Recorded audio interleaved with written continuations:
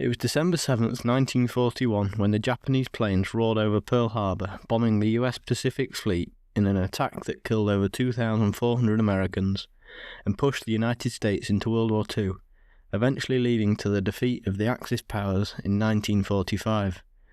But here's the big question: why did Japan decide to attack Pearl Harbour? It wasn't random, and it definitely wasn't madness. It was the result of years of tension, strategy, and a bit of desperation. In the early 20th century, Japan had transformed from a small, closed-off island nation into a modern military power.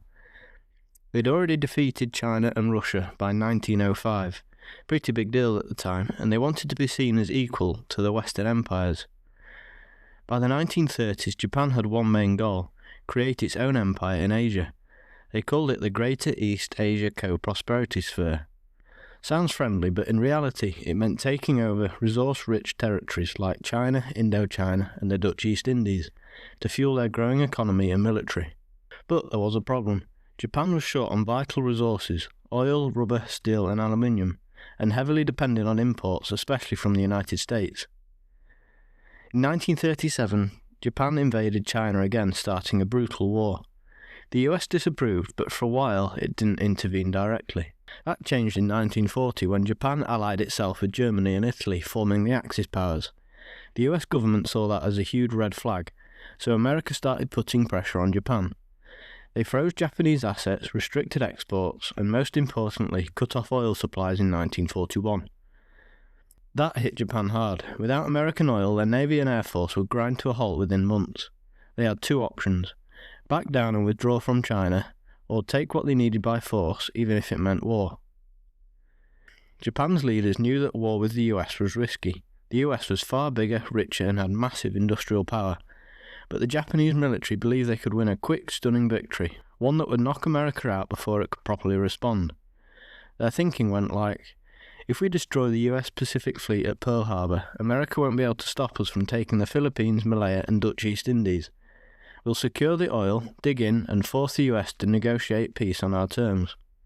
It was bold and it was risky, and, as history proved, it was a massive miscalculation. The attack was the brainchild of Admiral Yamamoto, Japan's top naval commander. Yamamoto had studied in the US and knew American power firsthand.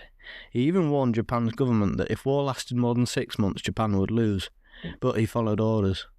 The plan was to launch a surprise air attack on the US Pacific Fleet at Pearl Harbour, crippling it in one blow. 6 aircraft carriers, more than 350 planes, and a fleet of submarines headed across the Pacific in total secrecy. On the morning of December 7th, 1941, at 7:55 a.m, the first wave of Japanese planes descended on Pearl Harbour.